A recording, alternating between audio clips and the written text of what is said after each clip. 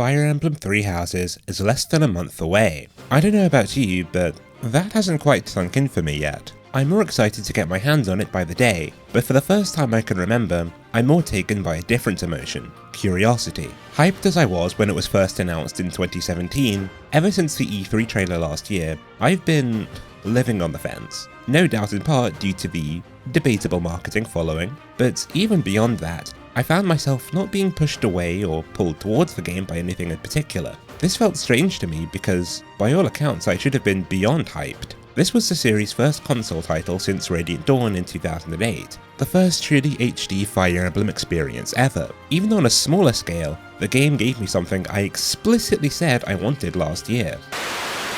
Me personally, I'm really looking for something unique from my Lord, especially design-wise and in terms of their character. In terms of their design, I really want a Lord that's female. I want a female Lord. I would like a Lord that is perhaps slightly tanned or darker skinned, that doesn't use a sword. Basically, if you played FE6, and you know I green, that's essentially what I want design-wise. They gave me almost exactly what I was looking for with Edelgard and Claude, and to be fair, I do appreciate that. Some huge milestones were being crossed, and big steps being taken, but I just wasn't subsumed by the hype like I wanted to be. This neutrality stuck even after we started getting more news early on this year. Finding out more about the school setting, seeing more of the characters, including the only reason I'm choosing the Black Eagles, and learning more about the story, while I was a little surprised to see such a different approach to the safe, introductory slant I was expecting after the boom in new players that Heroes introduced, I was just whelmed. The art style and character designs felt relatively unimpressive and somewhat lifeless, especially after the mostly impeccable visuals we were treated to in Fire Emblem Echoes. None of the character introductions really resonated with me, and while all the new out-of-battle micromanaging was certainly novel, I didn't feel like I really knew enough about it to get excited. I'd see people arguing over the houses, or which lord was best, or their waifu and husbando, and besides knowing the right answer to that last one, I didn't even really have that. I just felt separated from it all. And that separation is honestly the reason I haven't made a video about the game till now. Appearances aside, I don't consider myself an FE tuber, but given my back catalogue, I was aware that covering the news as it came out, or at least coming out with a spicy take here and there, would have boosted my channel a hell of a lot more than slaving over the Lin deep dive for 10 months. But I can be stubborn to a fault sometimes, and I just didn't want to play the game, especially when I didn't feel that investment. I just had nothing to say. All in all, while as a Fire Emblem fan, I was looking forward to playing on release day, I didn't feel that same fervor that I had for Heroes. Then came E3 2019. Let's all agree to meet back at the monastery exactly 5 years from today. Like a class reunion? You will come, won't you? Years ago, we fought here as classmates. As big class reunions go, this one's gotta be the worst in history. What should we do, Teach?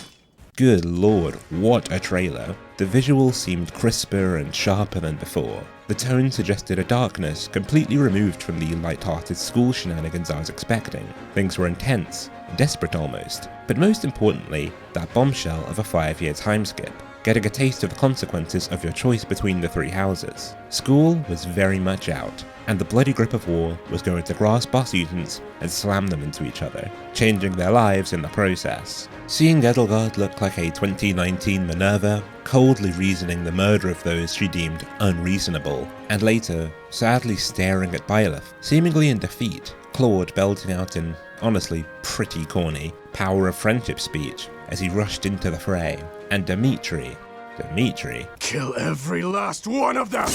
Someone did not take kindly to those hair jokes. I think he may have been the one to grab my attention the most at the time, purely for signaling the game's divergent direction so starkly. That trailer was precisely what the game needed. It said, this game's going to get serious. Like what Fates tried to do, this game was going to make you get close to a large, segregated cast, force you to choose between them, and break your heart as you lived out the consequences, and then bring you right back to do it all over again. As a whole, it almost felt like them trying to do Fates again, but quote-unquote right.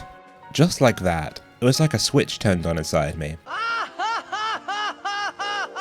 I wanted to know more now. I wanted to see what made Edelgard go full Daenerys. I wanted to see what spurred Claude on to greater heights. I wanted to know what, or who, broke Dimitri. The point is, I wanted to know, and I wanted the game to tell me. I still keep away from news where I can, because I've decided I want to go into the game as fresh as possible. But even what slipped through intrigues me so much more than it did before. And it's not just the story and the characters that have me interested now. The slew of new features and refinements to old ones are of note as well. I've gone from feeling somewhat lackadaisical towards the micromanaging of students to wanting to test it out for myself, to understand how to help each of them best realise their potential. I'm eager to get to grips with the new support system of the game, which seems to work slightly differently than in the 3DS games, or really any of the games. The combat system interests me now.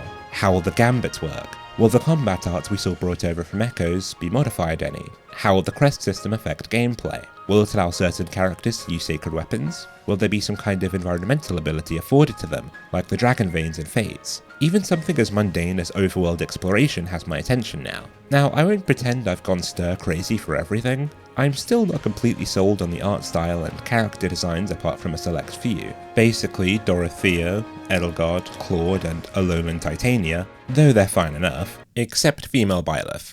This ain't it, Chief. Speaking of Byleth, having a silent avatar like Byleth in what appears to be such a dramatic narrative throws up the question of how well they fit more intense cutscenes. I can only imagine some situation like the newer Pokemon games, where Dimitri is screaming the bloody details of his twisted psychology, while female Byleth stares up at him with those vapid anime eyes. And I'm still not sure why the CG cutscenes look like they're rendering on my laptop, but I know that at least the first and latter grievance will ultimately fall away when I actually get my hands on the game. I've been excited for games before. Hype and I are honestly pretty well acquainted. You should have seen me before Smash Ultimate came out. But what I haven't been for a little bit, probably since I first tried the Octopath Traveler demo, is this genuinely curious. I'm not even really nervous about how the game will turn out. If I like it, that's great. If not, well, I can always go buy Valkyria Chronicles 4 or something. I just want to know. I said on my Twitter a couple of weeks ago that Three Houses is a strong example of the importance of good marketing, which it seems is a shared sentiment. While technically pretty questionable, the run-up to the game has just about done its job drumming up anticipation. Three Houses is doing things different, something I'll go in more depth on in a deep dive I hope to have out before the game's release. If I haven't got the point across by now, I'm extremely curious to see how it plays out, and where the series will go from here, but we all know what Curiosity did to the cat. I still have absolutely no idea how Three Houses will be received. The fanbase is uncharacteristically unified in excitement at the moment, which is a strange, though not unwelcome feeling, but from what I gather, Fates was a similar story, and I don't think I need to explain how that went down. I've seen people confident that this will be the series' best game ever, but I still have friends who are veteran Fire Emblem fans say they're still completely unenthusiastic. So, swings and roundabouts. Will this become a fan-based darling like Vitelia's games, or will it ultimately be seen as an interesting concept gone awry like Fates? Time will tell. What I can say in the moment is that I'm very much ready to find out. Thanks for watching, I hope you enjoyed. I made this video for a few different reasons. I felt like it was appropriate to say at least something about Three Houses before it came out, and I'd seen some really solid videos in the build up to it. I also wanted to use this video to test things out in a less formal setting.